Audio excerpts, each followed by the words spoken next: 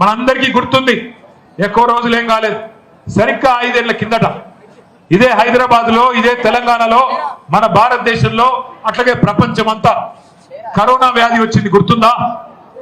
అందరం కూడా ఎన్నడూ ఊహించలేదు మనం. కరోనా వస్తే మూతికి బట్ట కట్టుకొని, ఇంటికి గొల్లెం పెట్టుకొని, ఎవరి ఇంట్లో వాళ్ళు పని లేకుండా, ఇంకోటి ఏం లేకుండా బతికితే చాలు, ప్రాణాలు దక్కితే చాలు అన్నట్టు ఎవరి ఇంట్లో వాళ్ళు ఉండే పరిస్థితి వస్తుందని పొరపాటును కూడా అనుకోలేదు. దగ్గర 1 సంవత్సరం మొత్తం కరోనా వల్ల ప్రభుత్వానికి 1 రూపాయి కూడా ఆదాయం లేకుండా 0 ఆదాయంతో ఆనాడు కేసీఆర్ గారి ప్రభుత్వం ఉన్నప్పుడు గుండు 0 అయింది ఆదాయం మొత్తం కరోనా వల్ల. కానీ నేను అడుగుతా ఉన్నా, ఒక్కసారి గుర్తు తెచ్చుకోండి, కరోనాలో మనం రోడ్లు వేసుకున్నామా లేదా? మీ శేర్లింగపల్లిలో వేసుకున్నామా, వేసుకోలేదా? లింక్ రోడ్లు పడ్డాయా? ఫ్లైఓవర్లు కట్టుకున్నామా? అండర్ పాస్లు కట్టుకున్నామా? బ్రిడ్జిలు కట్టుకున్నామా? కరోనాలో కళ్యాణ లక్ష్మి వచ్చిందా, రాలేదా? కరోనాలో పెన్షన్లు వచ్చినాయా, రాలేదా? కరోనాలో ఆ రోజు కూడా రైతు బంధు పడ్డదా, పడలేదా? అంటే నేను అడిగేది ఒకటే, మరి రూపాయి ఆదాయం లేకపోయినా కేసీఆర్ ముఖ్యమంత్రిగా ఉన్నప్పుడు రైతులకు రైతు బంధు ఆగలేదు, హైదరాబాద్ లో బ్రిడ్జ్ లాగలేదు, మంచినీళ్ళు ఆగలేదు, రోడ్ల నిర్మాణం ఆగలేదు. హైదరాబాద్ లో మొత్తం దేశమంతా రోడ్లు బంద్ అయితే కూడా ప్రత్యేకంగా నేను ఆ లేబర్ క్యాంపుల దగ్గరికి పోయి కార్మికులను నొప్పించి, కాంట్రాక్టర్లను నొప్పించి, డబుల్ పేమెంట్ ఇప్పించి దేశంలో ఎవరు చేయని విధంగా రోడ్లు వేసుకున్న మాట వాస్తవమేనా? మరి రూపాయి ఆదాయం లేకపోయినా కేసీఆర్ ఇన్ని చేసినప్పుడు ఇవాళ నువ్వు చెప్పిన మాటలు అమలు చేయడానికి ఏం అడ్డం వస్తున్నది అని ముఖ్యమంత్రిని, ఈ ప్రభుత్వాన్ని అడగాల్సిన బాధ్యత మన మీద లేదా? అప్పుల పాలు అంటే మొన్ననే పార్లమెంట్ కూడా ఎడమకాలి చెప్పు తీసుకొట్టినట్టుగా సమాధానం చెప్పింది కాంగ్రెస్ చేస్తున్న దుష్ప్రచారానికి. ఏం చెప్పింది పార్లమెంటు? ముఖ్యమంత్రి చెప్పేది తప్పు, కాంగ్రెస్ చేస్తున్న ప్రచారం తప్పు, మీరు తప్పుడు మాటలు మాట్లాడుతున్నారు. కేసీఆర్ ప్రభుత్వం మొత్తం 10 ఏళ్లలో చేసింది సంవత్సరానికి 28,000 కోట్ల అప్పు మాత్రమే, 10 ఏళ్లలో చేసింది కేవలం 2,80,000 కోట్ల అప్పు మాత్రమే అని పార్లమెంటులో స్వయంగా కేంద్ర ప్రభుత్వం చెప్పింది. కానీ సిగ్గు లేకుండా ముఖ్యమంత్రి రేవంత్ రెడ్డి నుంచి మొదలు పెడితే ఆయన మంత్రులు, ఎమ్మెల్యేలు, చివరికి నిన్న స్పీకర్ గారు కూడా పచ్చి అబద్ధాలు మాట్లాడుతూ ఉన్నాడు. 6.5 లక్షల కోట్లను ఒకరు అంటారు, అసలు ఎన్ని లక్షల కోట్ల వాళ్ళకే తెలియదు. నేను స్పీకర్ గారు చెప్తున్నారు, నేను చూసిన, మీరు చూసినో లేదో కానీ నేను చూసిన 6,00,000 కోట్ల అప్పట. 6 లక్షల కోట్లు కాదట, 6,00,000 కోట్ల అప్పు. ఎవరు? స్పీకర్ గారు చెప్తా ఉన్నారు. పచ్చి అబద్ధాలు పార్లమెంట్ సాక్షిగా కేంద్ర ప్రభుత్వం చెప్పిన తర్వాత కూడా ప్రజలని తప్పుదోవ పట్టించి, మీకు ముఖం బాగా లేక, అద్దం బగలు కొట్టుకున్నట్టు ప్రభుత్వాన్ని నడిపే తెలివి లేక, సంపద పెంచే తెలివి లేక సన్నాసి పనులు చేసి రాష్ట్రాన్ని అతలాకుతలం చేసి ఇవాళ హైదరాబాద్ మహానగరంలో, మీ శేర్లింగంపల్లి నియోజకవర్గంలో రియల్ ఎస్టేట్ పెరిగిందా, తగ్గిందా? ఎందుకు తగ్గింది? హైడ్రానేనా? నిన్న నేను చూసిన ఒక పంతులు గారు పోయి అక్కడ హైడ్రా కమిషనర్ కి చెప్తా ఉన్నాడు, హైడ్రాయ నమః, మొత్తం సంగనాకిపోయింది హైదరాబాద్ నమః అని చెప్పి నేను ఒక పంతులు గారు పోయి మంత్రాలు చదువుతా ఉన్నాడు. ఇట్లాంటి దిక్కుమాలిన పాలన వల్ల, పేదల ఇల్లు కూలగొట్టడం వల్ల, పేదల గుడిసెల మీద పడి కూలగొట్టడం వల్ల ఇవాళ మొత్తం హైదరాబాద్ లోని రియల్ ఎస్టేట్ అతలాకుతలం అవుతున్నది. హైడ్రాను అడ్డం పెట్టుకొని ఇవాళ పేదవాడి గుడిసెలు కూలగొడతారు, పేదవాడి ఇల్లు కూలగొడతారు, సున్నం చెరువులో ఉండే ప్రతి ఒక్క పేదవాడి కడుపు మీద కొడతారు. కానీ పెద్దవాళ్ళని మాత్రం ఏం చేయరు.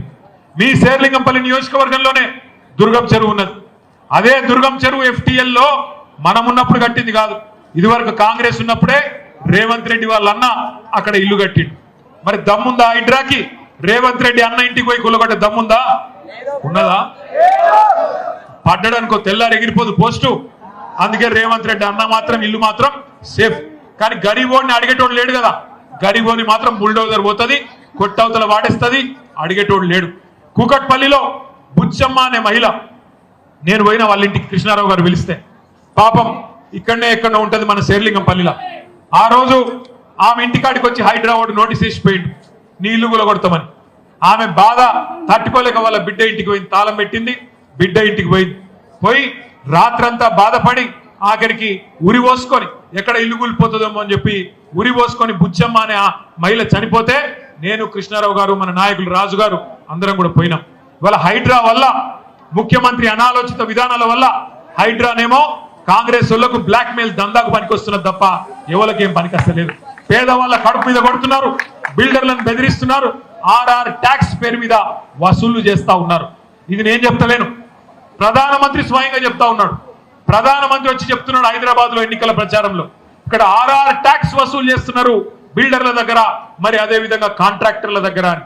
నేను అడుగుతా ఉన్నా సోదరులారా, 10 ఏళ్ల పాటు ఎన్నడూ కూడా రియల్ ఎస్టేట్ రంగంలో మన ప్రభుత్వంలో ఎవరు ఏలు పెట్టలేదు. ఎవరు కబ్జాలు గాని, గూండాగిరి గాని, పేదవాడి కడుపు కొట్టే పని గాని, నికృష్టపు సెటిల్మెంట్లు గాని ఇవేమి చేయలేదు. కానీ 20 నెలల్లో ఇలా హైదరాబాద్ మహానగరంలో హైడ్రా పేరుతో అరాచకం, ఎక్కడ ఏ బస్తీలను గులగొడతారో, ఎప్పుడొచ్చి మా మీద పడతారో, చివరికి కోర్టు ఆర్డర్ ఉన్నా కూడా పట్టించుకున్నోడు లేడు. ఇష్టం వచ్చినట్టు కోర్టు ఆర్డర్ ఉండి మహిళలు వచ్చి ఆ బుల్డోజర్లకు జేసీబీలకు అడ్డకమంటే కూడా పోలీసు వాళ్ళు గుంజవతల పాడేసి గుడిసెలు గులగొట్టే ఒక దౌర్భాగ్యమైన పరిస్థితి ఇవాళ హైదరాబాద్ మహానగరంలో వచ్చింది. అది మాత్రమే కాదు, ఏం జరుగుతున్నది హైదరాబాద్ లో పక్కన ఇదివరకు ఇదే రేవంత్ రెడ్డి గారు గొప్ప గొప్ప మాటలు చెప్పిండు ప్రతిపక్షంలో. భూములు అమ్ముకుంటారా, భూములు అమ్ముకుంటే రేపు 100 గంటలకు భూములు ఉన్నాయి ఎట్లా అని మాట్లాడి ఇలా హౌసింగ్ బోర్డులో శేర్లింగంపల్లి నియోజకవర్గంలో భూములు అమ్ముతున్నది కాంగ్రెస్ ప్రభుత్వం కాదా? మరి ఇదివరకు కేసీఆర్ గారు చేస్తేనేమో తప్పైంది, నువ్వు చేస్తే ఒప్పు అవుతుందా? సరే భూములు అమ్మినావు, కేసీఆర్ గారు మొత్తం 10 ఏళ్లలో 2,80,000 కోట్ల అప్పు చేస్తే రేవంత్ రెడ్డి గారు 2 ఏళ్లు నిండకుండానే 2,20,000 కోట్ల అప్పు చేసిండు. సరే కేసీఆర్ ఏం చేసిండు 2,80,000 కోట్ల అప్పుతోని అంటే? కేసీఆర్ గారు హైదరాబాద్ లో 42 ఫ్లైఓవర్లు కట్టిండు, 42 బ్రిడ్జిలు కట్టిండు, SRDP కింద అద్భుతంగా హైదరాబాద్ నగరాన్ని అభివృద్ధి చేసిండు. నువ్వు వచ్చినాక ఒక్క బ్రిడ్జ్ కట్టినవా? నువ్వు వచ్చినాక బ్రిడ్జ్ కాదు, కనీసం ఒక్క కొత్త రోడ్ వేసినవా? ఒక్క మోరీకి ఇటుక పెట్టినవా? ఒక్క కొత్త పని చేసినవా? మరి ఎడబెట్టినవు పైసలు? కేసీఆర్ గారు 2,80,000 కోట్ల అప్పు చేస్తే హైదరాబాద్ 4 మూలల 4 బ్రహ్మాండమైన హాస్పిటళ్లు, Telangana institute of medical sciences LB Nagar లో ఒకటి, అల్వాలలో ఇంకోటి, సనత్ నగర్ లో ఒకటి, మీ గచ్చిబౌలిలో ఒకటి, 4 బ్రహ్మాండమైన హాస్పిటల్ కట్టిండు. నిమ్స్ కొత్త హాస్పిటల్ 2,000 పడకల ఆసుపత్రి ఇవాళ నిర్మాణంలో ఉన్నది. మరి కేసీఆర్ గారు 4 కొత్త హాస్పిటల్ కట్టిండు, నువ్వేం చేసినావు అప్పు చేసి?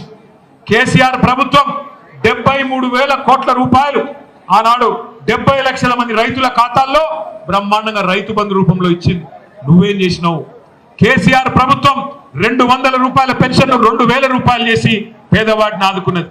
కేసీఆర్ ప్రభుత్వం 15 లక్షల మంది ఆడపిల్లలకి లగ్గాలు చేసి ఒక మేనమామలాగా 1,116 రూపాయలు వాళ్ళ ఖాతాలో వేసింది. కేసీఆర్ ప్రభుత్వం 14 లక్షల మంది బాలింతలకు వాళ్ళ పిల్లలకు కేసీఆర్ కిట్లు అందించింది. ఇవన్నీ కేసీఆర్ గారు చేసినారు. జిల్లాకు ఒక మెడికల్ కాలేజ్, మేడ్చల్ జిల్లాలో, రంగారెడ్డి జిల్లాలో బ్రహ్మాండమైన మెడికల్ కాలేజీలు, బ్రహ్మాండమైన నర్సింగ్ కాలేజ్. హైదరాబాద్ మహానగరం మొత్తంలో 36 STPలు, మూసీలోకి పోయే ప్రతి చుక్క మురికి నీటిని ఇవాళ శుద్ధి చేయడానికి 3,866 కోట్ల రూపాయలతో STPలు కట్టినాం. మీ కోకాపేట STP నేనే ఇనాగరేషన్ కూడా చేసిన, దుర్గం చెరువు STP కూడా నేనే ఇనాగరేట్ చేసిన.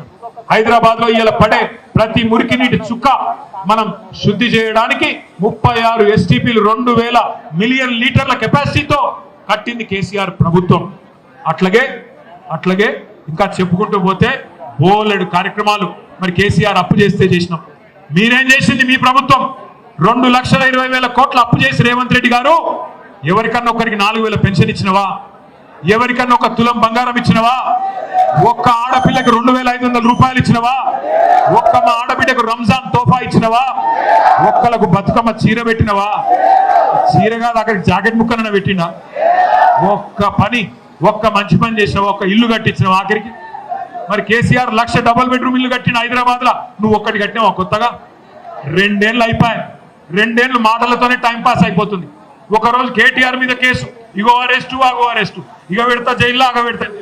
ఒకరోజు కేసీఆర్ మీద, ఇంకొక రోజు ఇంకొకరి మీద, ఇదే టైం పాస్ కార్యక్రమం తప్ప ఈ 20 నెలలుగా రేవంత్ రెడ్డి ప్రభుత్వం, కాంగ్రెస్ ప్రభుత్వం హైదరాబాద్ మహానగరానికి చేసింది ఏంది?